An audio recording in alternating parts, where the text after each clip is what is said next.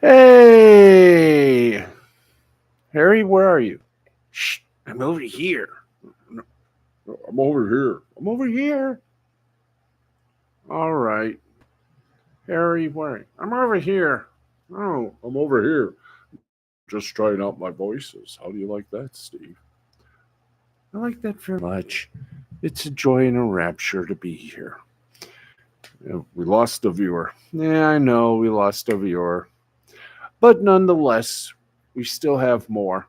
And we're changing things around, given the scores and everything else.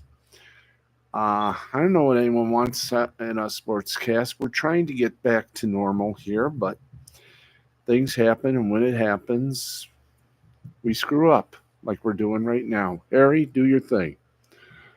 Live from the Tom O'Neill Memorial Studios at Park Forest Apartment Complex in Jackson, Michigan.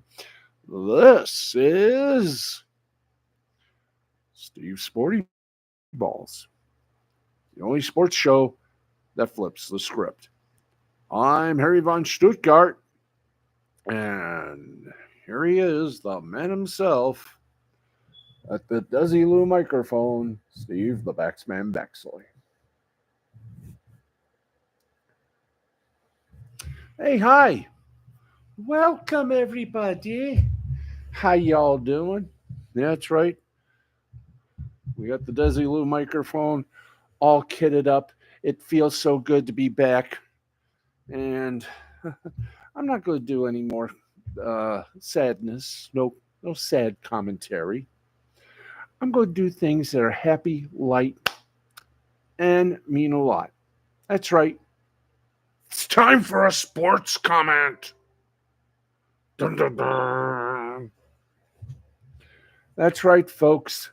And come fly with me. Let's fly away. The Oakland A's are leaving for Sacramento.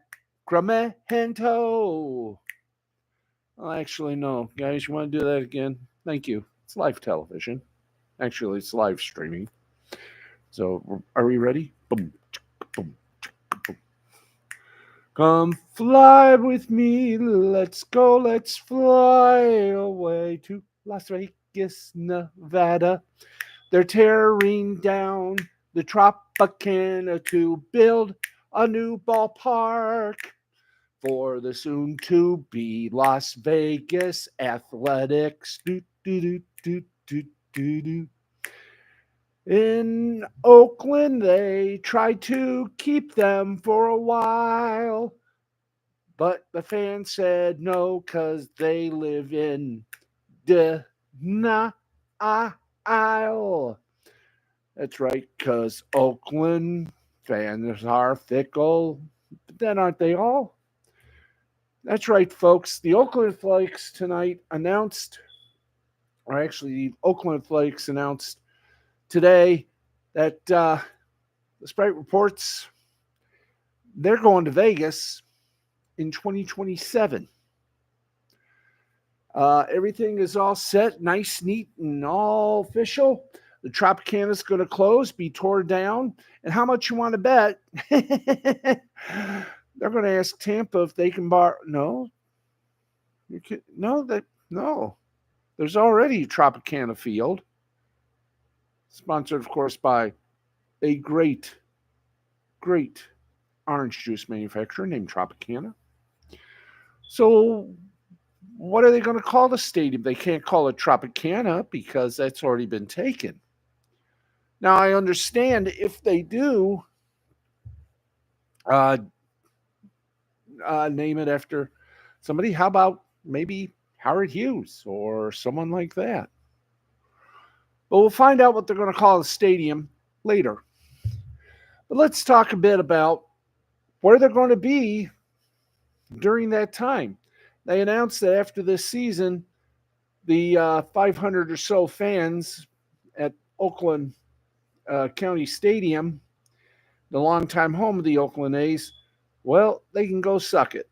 They're moving to Sacramento for at least part for at least from 2025 to 2027. And then they'll be moving in to their new home at fill in the blank field in Las Vegas. Yeah. And you wonder why baseball lost a few things in Oklahoma. You realize something? You realize that in California, San Diego Chargers moved to LA, became the LA Chargers. Okay. We understand that. The Oakland Raiders moved to Los Angeles, became the Los Angeles Raiders, moved back to Oakland to become the Oakland Raiders, moved back to Los Angeles to be the LA Raiders, and now they're in Vegas. Las Vegas has become the sports capital of the West, depending on who you talk to. I mean, let's face it. They got a Stanley Cup champion in the Vegas Golden Knights. They got a pro football team. They now have a baseball team.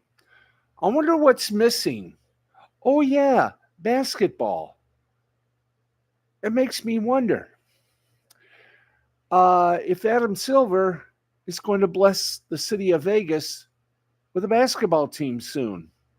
If so, is it going to be a new team? Or is it going to be a disgruntled team that wants to get the hell out of the city that they're in? And speaking of teams that want to get the hell out of the city they're in, let's talk about the Arizona Coyotes, shall we? They've been stuck in Arizona, the former Quebec Nordique de Quebec. They've been stuck in Arizona for a long time. They have had two arenas. Now they're sharing an arena with a college hockey team. They recently, as much as last year, got back their broadcast rights when Bally Sports Net decided to go belly up. So now what? Gary Bettman, the NHL's version of the sore loser, wants to keep them in Arizona by taking over the ownership. But let's face it, Arizona is not exactly a good place for a hockey team. So where could they go? Can they go back to Quebec? Nope. Gary Bettman says, no, I don't want them in Quebec. I want them here. So where can they go? Seattle's already got a hockey team. Arizona, not much happening there. So what, my dear friends, where could they go? I mean, what place wants them? Wyoming? Either one of the Dakotas? How about Idaho? Or, well, maybe Portland, Oregon. Well, maybe not. How about Portland? How about Seattle, Washington? No, they've already got a hockey team. But they've also got a bad reputation. Anyway, what the story of stories is that you better enjoy your team. Because chances are, with the way they're losing money these days, you might want to invest in a movie van company. Why? One moment you got a team, and the next, you don't. Okay, let's get to some news for you. And Phil Mickelson has accepted that Live Golf's emergence has created a new disruption phase in professional golf, but remains confident the Saudi-backed league will be the future of sport. Golf's bitter civil war over the last few years has dragged on to the point where players from both sides are pleading for a breakthrough to bring everybody back together. And believe it or not, they had an idea. Well, actually, the PGA Tour had an idea. They got bought. Live Golf's ownership, which is a Saudi Arabian uh, fund, they have bought the PGA Tour. And to this day, they continue to negotiate terms as to how things are going to be run. First of all, Live Golf has a contract with the CW, which is owned by Next Star Broadcasting.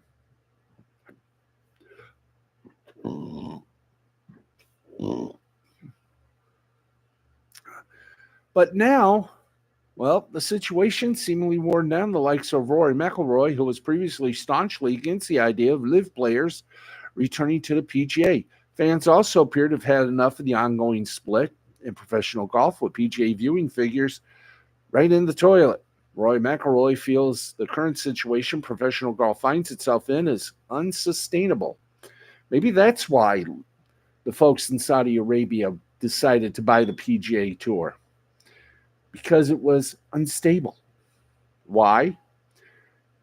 Because in the past, while the feud continued, Live Golf proved that it can play with the big boys, even if some of them played in the PGA.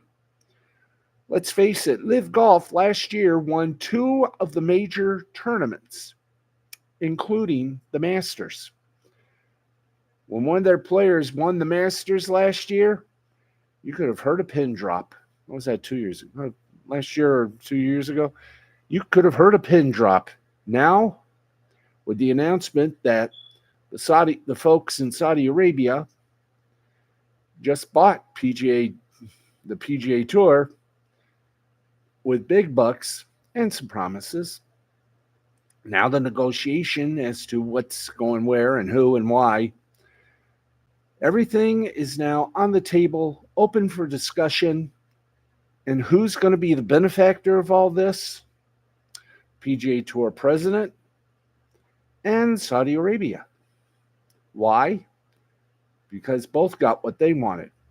The PGA Tour got rid of a lawsuit, and Live Golf got the big daddy of them all.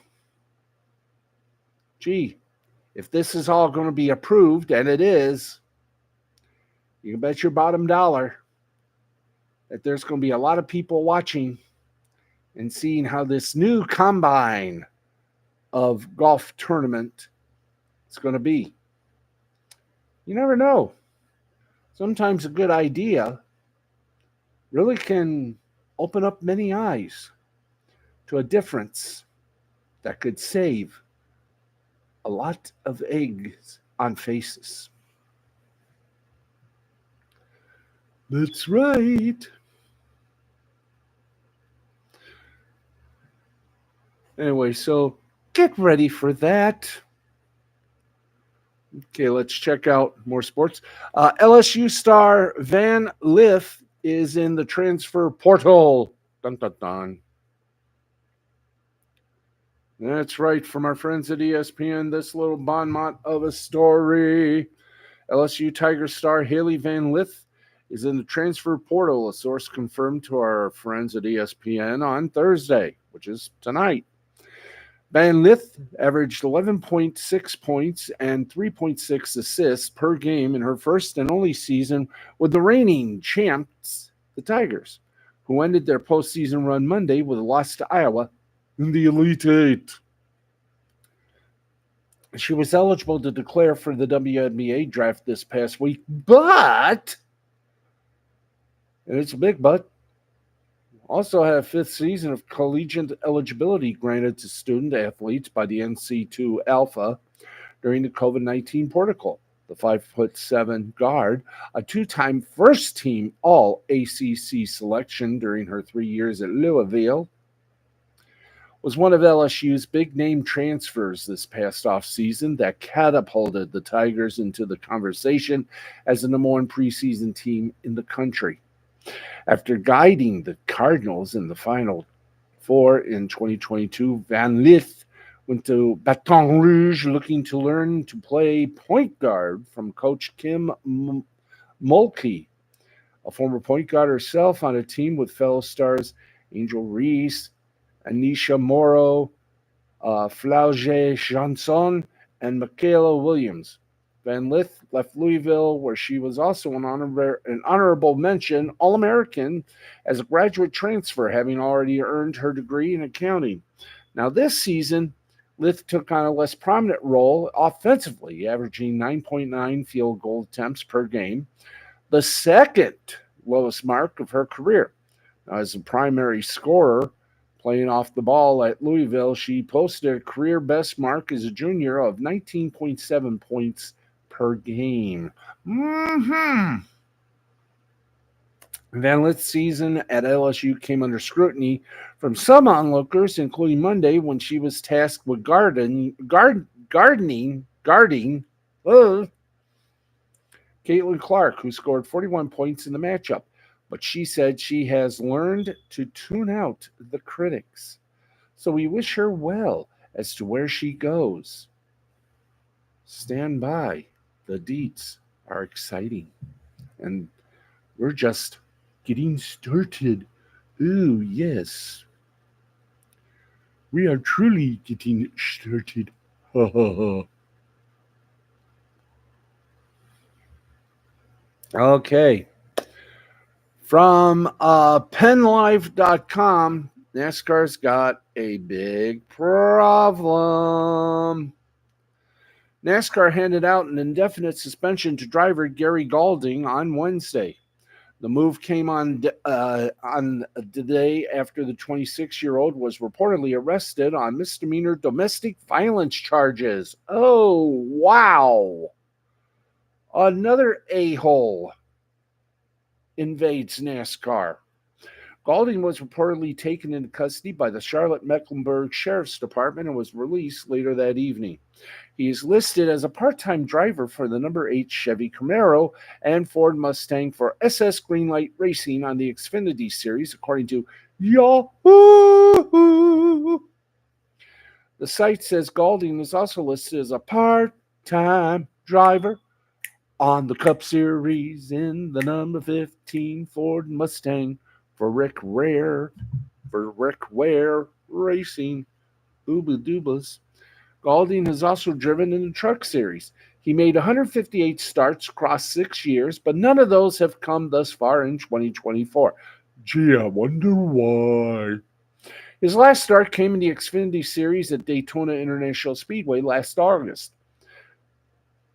Oh, golly gee. Ain't that a kick in the booty? So another person's career hath gone bye-bye. Okay, let's go to Bleacher, see what's happening down there. A group that includes several college presidents has proposed to dramatically alter the way college football is organized, according to the Athletics' Andrew Marchand and Stuart Mandel. The group, which is called College Sports Tomorrow,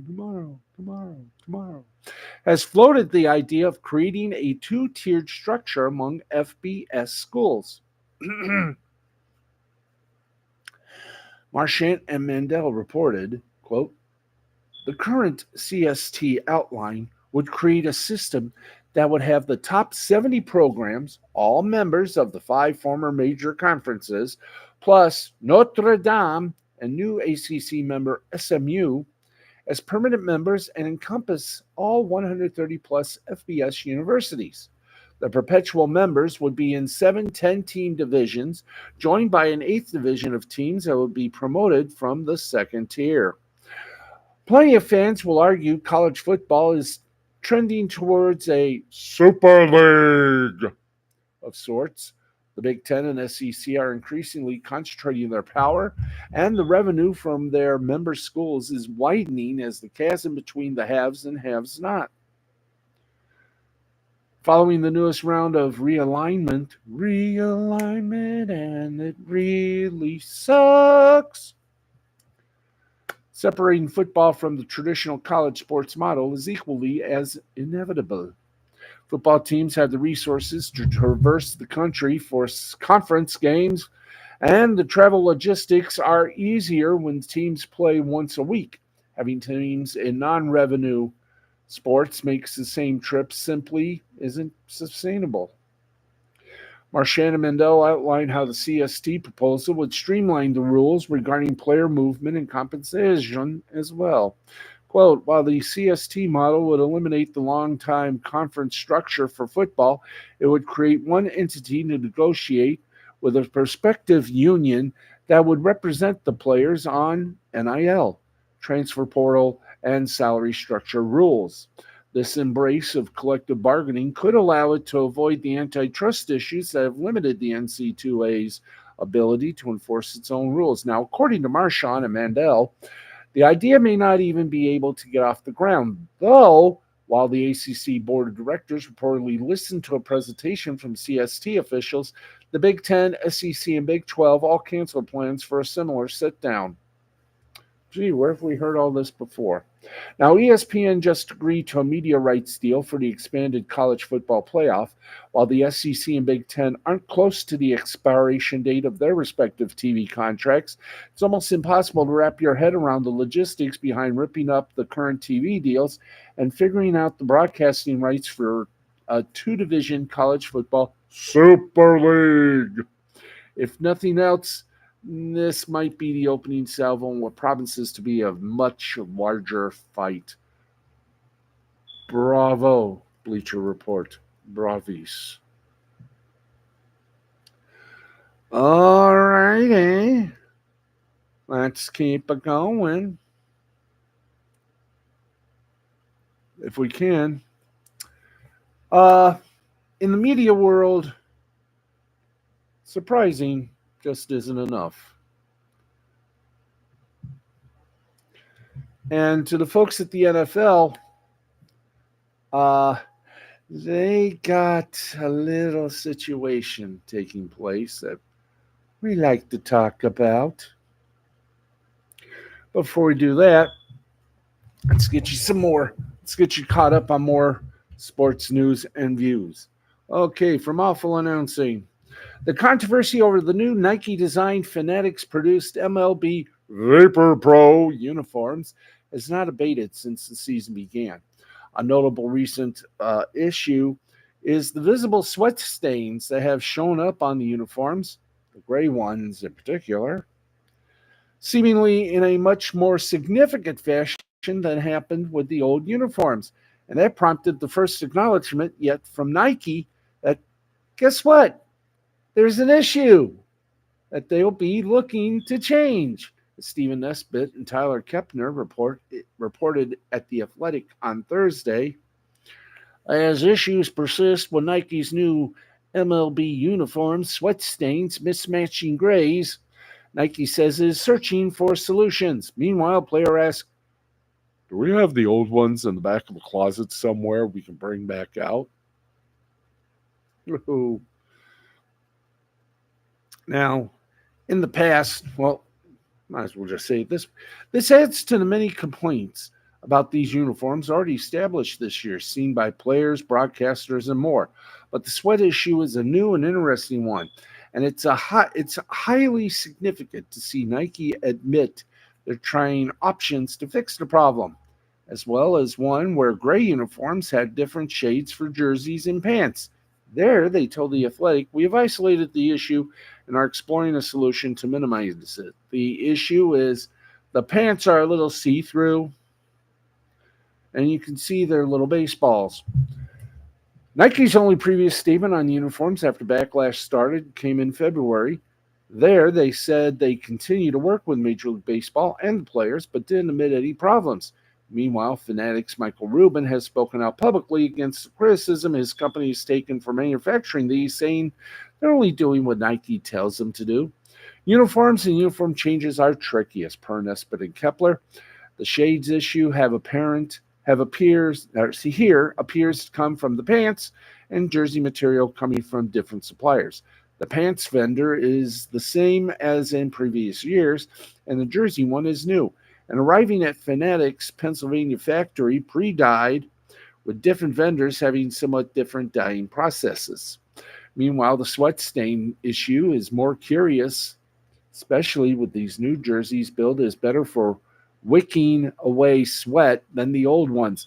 But baseball is not the only place where this has been an issue. For example, Premier League club Aston Villa had something similar with their new shirt supplier this season. Still, it's remarkable to see all the issues that have popped up with these uniforms, starting with smaller names. That's reportedly partly about a narrower collar that bumped the MLB logo below the collar and shrunk the name font. As per a report last week from Paul Lucas of Uniwatch, Kansas City Royals requested old full-size lettering and wore that in spring training, but then were told to switch to the current small lettering for consistency. Other issues have included pants transparency. Major League Baseball insists there's no changes there other than fit, but the fit change alone may have made them, shall we say, more revealing. Oh dear God, you can see their balls, and they're so tiny. And now we're seeing the current problems with sweat and multiple, hopefully not 50 shades of gray. Oh! But there's also a notable quote that in that piece about the challenges in going from things made by a small company to a large one. MLB uniforms were previously made by Majestic. Fanatics acquired them in 2017, including their Pennsylvania factory, and Nike took over the design side for MLB on a 10-year deal struck in 2020. Nike and Fanatics didn't change much until now, beyond adding the Nike swoosh. But they've now swung for the fences with these Vapor Pro changes, and the results are seeing a whole lot of criticism. So, what do? Well, maybe it's time to go back to the drawing board. Here we go. Wow, wow, wow. Okay, more situational problems as we continue with headlines. And headlines agog. Yes, let's keep going with some headlines. Ba-boom, ba-boom, ba-boom, ba-boom, ba-boom, ba-boom, ba-boom, ba-boom, ba-boom. Ba-boom, boom.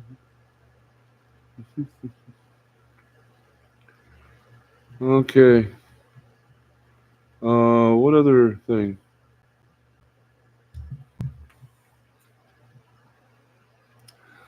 Yes, ladies and gentlemen. Whenever there's a controversy in Major League Baseball, we've seen Sportsnet New York's announcers, whether Gary Cohen or Ron Darling, step up to the plate and take the league on or a specific team to task. Last season was Cohen, who took aim at the Baltimore Orioles for suspending play-by-play voice Kevin Brown for innocuous comments made on air. And Thursday saw Darling throw shade at his former ball club. While Darling is more associated with his time with the Mets, he spent a good chunk of time in Oakland during the twilight of his MLB career. So it was only fitting that he commented on what transpired overnight and into Thursday with the A's announcing that they would be headed to Vegas via Sacramento. The A's will now call Cedar Health Park home of the Sacramento River Cats, their temporary home from 2025 to 2027, with a possible extension to 2028. While their Las Vegas stadium is under construction, and while playing in Sacramento, the Athletics will shed their city nickname and simply be known as the Athletics, or A's. Spokesperson told the Athletics, Evan Drellich, that this rebranding is intended to be temporary for the duration of their stay. Now, adding to the team's string of unpopular decisions, Darling, who played with the A's from 91 to 95, weighed in on the recent turmoil. The highly criticized move to Las Vegas has put Oakland owner John Fisher in hot water, or shall we say hot oil, with tiki torches and pitchforks alight. With criticism coming even from ex-players like Darling. Quote, I have to say, being a guy who wore that uniform, just appalled at the things that have happened in the past 6 months with that organization. Darling joins the chorus of broadcasters and fans who have echoed criticisms of ownership's handling of the Las Vegas move. Relocating a team is never easy for fans, and the A's move to Las Vegas is a bitter pill to swallow for their loyal Oakland franchise. Years of neglect have left them with little hope for a celebratory final season under ownership that seems to have already abandoned them. And I couldn't agree with them more. But if you got to move to a place that'll make you more money, Vegas is the one. Look at what it's done to hockey. Look at what it's done for hockey. Yes, indeed. Okay, let us please. Please. Boop, boop, boop, boop, boop. Yeah.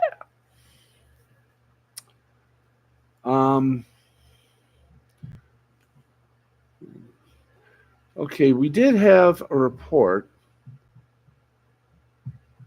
The NFL Network is indeed in a little bit of trouble.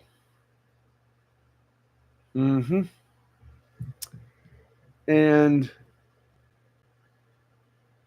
the trouble is simply this. It is paring down their employers while awaiting a decision on quite possibly a reported gathering or a reported, well, just to say it for the fans, merger with ESPN. So here we go. Let's rock and roll it. The trimming at NFL Network continues as on-air personalities, hi there, as on-air personalities Melissa Stark, Andrew Siciliano, James Palmer, and Will Selva are all out. They've been given the ziggy. The body bags were found. They've been Freddy Kruegered. With an executive with direct knowledge of the moves told The Athletic. As normal course of business this time of year, we are evaluating our talent roster for the upcoming 2024 season and beyond.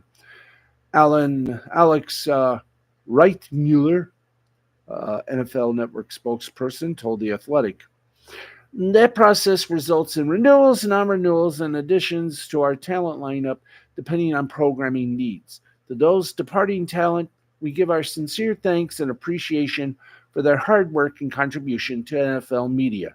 Now, if you will, please give us your keybobs. You're no longer welcomed. That was my thing. Now, Stark was part of the network's big event coverage and remains a sideline reporter for NBC's Sunday Night Football. Andrew Siciliano was one of the main hosts on the network for years. Beginning in 2005, he gained popularity as the on-air conductor for DirecTV's Red Zone package before the platform lost the rights to whip around to games to Google's YouTube before last season. NFL Network has been paring back costs in all sections. It recently announced it was moving its popular morning show, Good Morning Football, from New York to LA to their LA studios, right next to, if not right inside, SoFi Stadium. Thus far, only Jamie Erdahl said she would go west with the program, while Peter Schrager, Kyle Brandt, and Jason McCourty have yet to announce their intentions. Selva provided news updates on the program among his other roles. Good Morning Football, which also was not sent to the Super Bowl this year, is on hiatus until it restarts again in late August. Palmer was a national reporter for the NFL Network. He's been with the network for nearly a decade. The NFL has been in talks about selling the network and other NFL media assets to ESPN in an equity swap. A resolution either way is expected in the coming months. And should that happen, one has to ask themselves, could we see a foretelling of the future of certain other contracts? Reportedly, ESPN is thinking of doing an opt-out on their baseball deal. So if the ESPN does buy the NFL Network, what's that going to do for their little network? we will have more on that. But right now, it seems that the ESPN deal might be coming into fruition more and more. Okay, guess what, kids?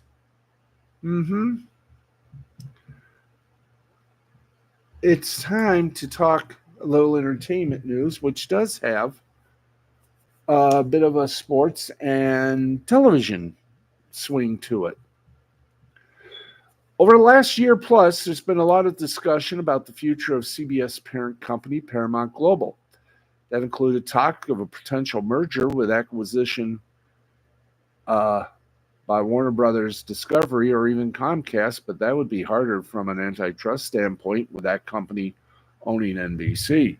And a number of takeover bids, including ones from Byron Allen and Apollo Global, which pulled out long ago. Now, Paramount has entered an exclusive merger talks with the original folks that were going to buy it in the first place, Skydance Media, and turned down an all-cash offer from Apollo to do so.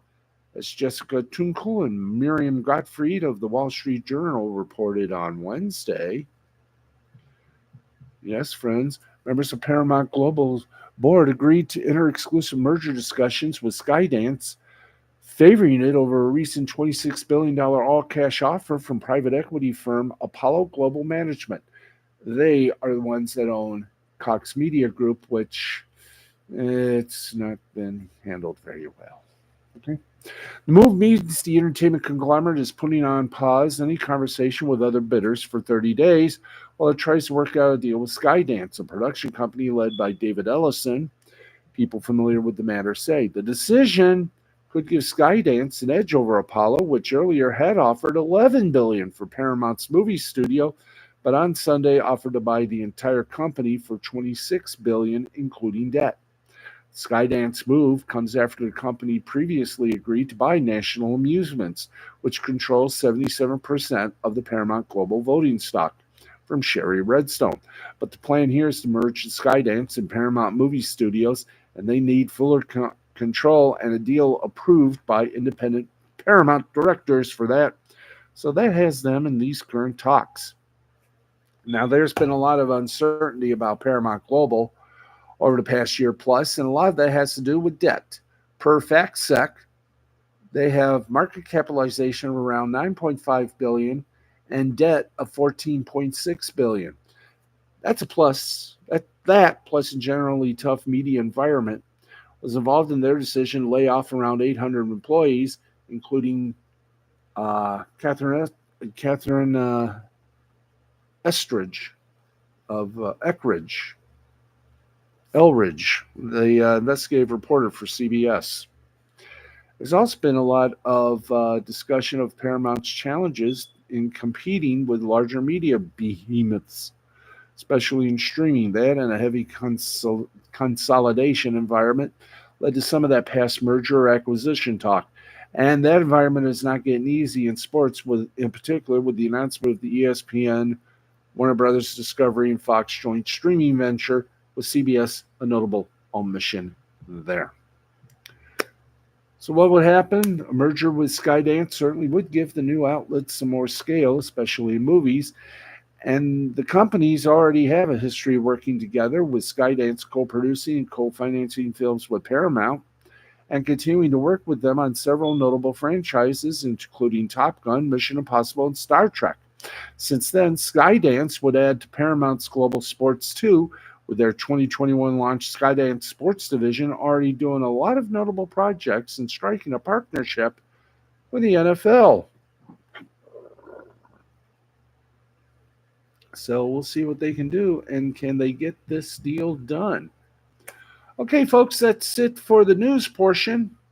Let's get to the real reason you're here. It's time for the scores. That's right. Time for the Walking Fun Factory to begin. Let's give you some scores, and let's do it, prove it. Okay, we are underway with scores Obade. That's right. last few minutes. We got your scores. That's right. We got your scores internationally, but of course. Let's, oops, hang on. Did a little bloop here. Bloop, boop. Okay, let's give you some scores from baseball, hockey, basketball. You name it. We got it for you, even soccer. Don't believe me? Take a look, lookers. Well, we can't actually take a look because we don't have a way of doing if we had a way, we would. But here we go. Short night if you're in the NBA. In the second quarter, early in the second, it's the Denver Nuggets 31, LA Clippers 28. Final scores: 76ers beat the Heat 109 to 105. New York Knicks upended the Sacramento Kings 120 to 109. Dallas Mavericks deboned the Atlanta Hawks 109 to 95. And the Warriors over the Rockets 133 to 110. Let's check the standings right now as the playoffs loom large. And we'll just see how things are going right now. The Big Six in the Eastern Conference.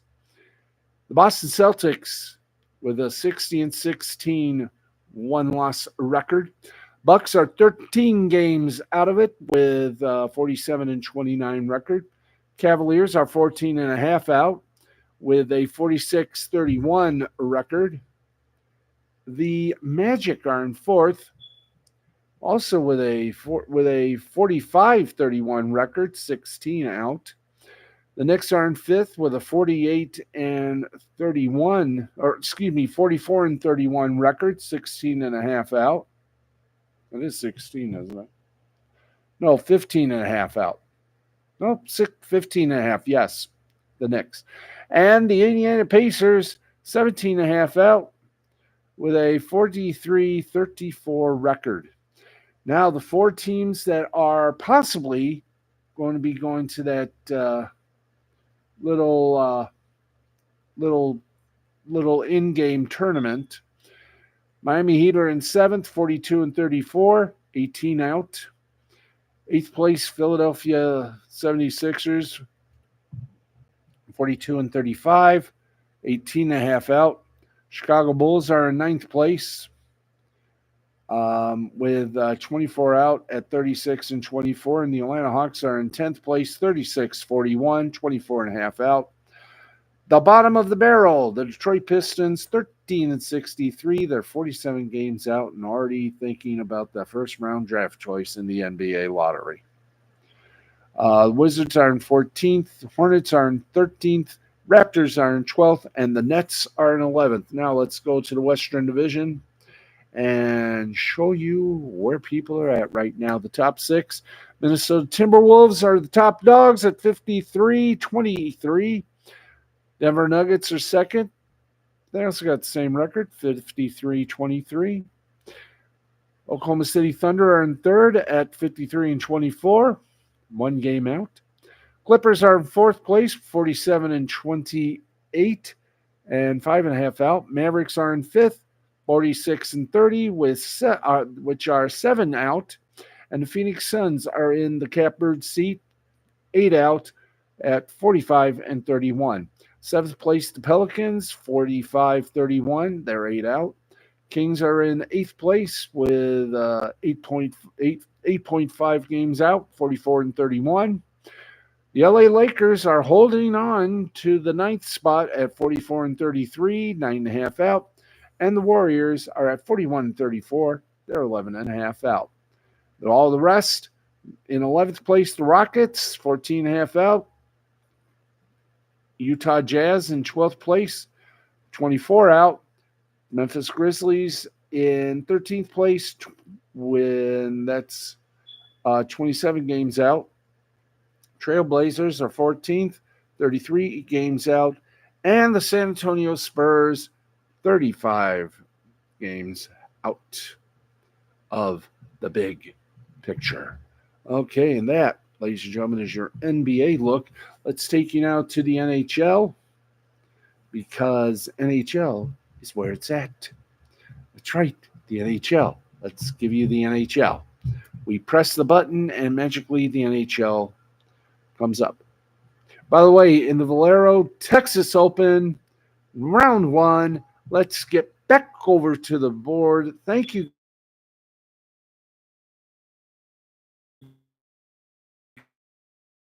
guys. Get back to the board. Thank you. Akshay Bahala has the lead at 9 under. Tied in second, Brandon Todd and Justin Lower at 6 under. And tied in fourth, Austin Eckert and Max Homa at -4. And we just got a little lightning bolt here, so we might have to end this early. Okay, let's get going. Tigers and Mets had a double dip. Let's give you the results in 11 innings. Tigers beat the Mets in game 1, 6-3. In game 2, they dropped. Mets beat them 2-1. Guardians beat the Twins 4-2. Pirates over the Nationals 7-4. Cardinals over the Marlins 8-5. And the Royals beat the White Sox 10-1. In the National Hockey League, 16 seconds left to play in regulation. The Jets are dousing the Flames 5-2. Early in the first, Sharks and Kings knotted at Goose Egg. Final scores: Bruins over the Hurricane 4-1. Islanders over the Blue Jackets 4-2. Lightning over the Canadiens de Montreal 7-4. Panthers blanked the Senators 6-0. Penguins over the Capitals 4-1. Avalanche over the Wild 5-2. And the Predators over the Blues 6-3. And let's go to with more hockey and more basketball. And, of course, more football. We're giving you the whole sporting class right here on our little broadcast. And we're doing it with such plum, aren't we? Yes. Okay, let's get to it before we have to say our goodbyes at the top of the hour. In the Premier League, Liverpool over Sheffield United 3-1. Chelsea over Manchester United 4-3. In La Liga, in Espanol, it was it was Valencia over Granada 1-0.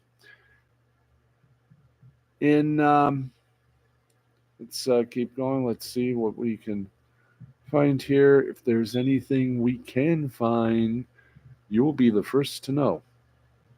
And I will be the 8th to know. Let's see what we got here. If anything, if any other league pops up. Nope. No one else. Okay. Let's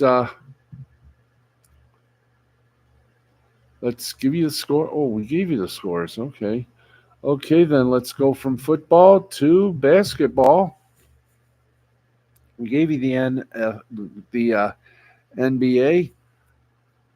Let's get you over to Basketball Super League. Canada. Windsor Express down the Newfoundland Rogues 108-102. Let's see what else we got here for you. The South Korean KBL playoffs. KCC Aegis defeated the Seoul Knights 81-63. Okay. That's a quick basketball look, isn't it, kids? Yes, let's go ice hockey. We've already given you the NHL scores. Let's go to the WHL, Canada. Well, actually, the OHL first. And tell you that Oshawa beat Barrie 4-3. Kitchener defeated Erie. Erie defeated Kitchener 5-3. London defeated Flint 3-2. And Ottawa defeated Brantford by a score of 6-3. In the WHL playoff, it was Moose Jaw 6, Brandon 2. And now we go to the AHL. One game still in progress. Coachella and San Jose scoreless as they take a little break, and that's the only game scheduled in that little department. Um, so folks, there you go. Mm-hmm. Yeah, I wish we can. I just wonder if this has basketball. If it does, we shall assume.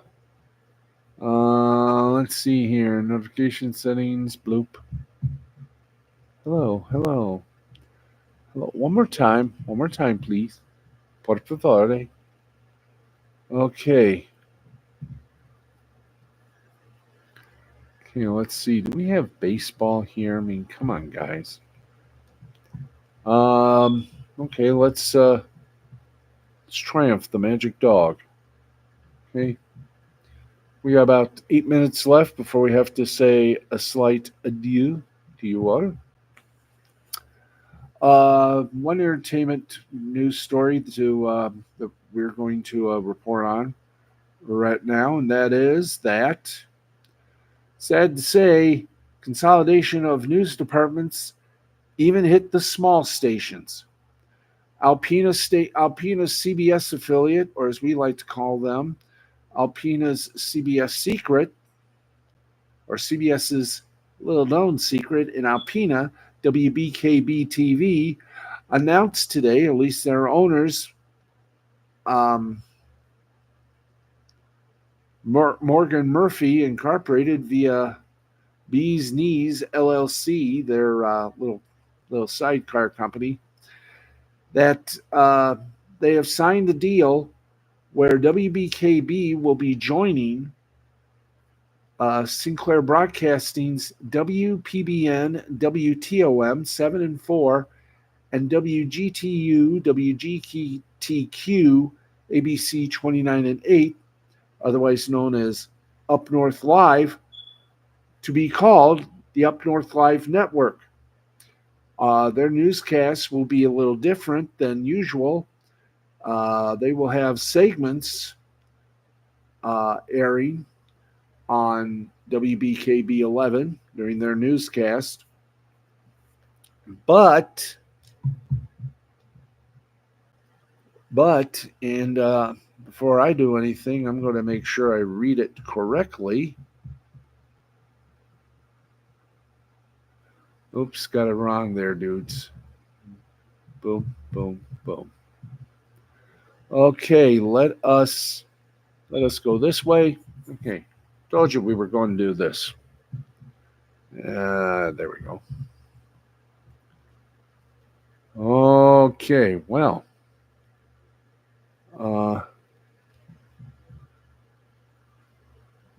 Okay, let's we're trying to get things to a complete rapski. There we are. WBKB, which is owned by a subsidiary of Morgan Murphy Television known as Queen Bee's Knees, made the announcement on tonight's 6 o'clock newscast, and we're trying to pump up things right here. And oops, there we go. Let's give you the statement.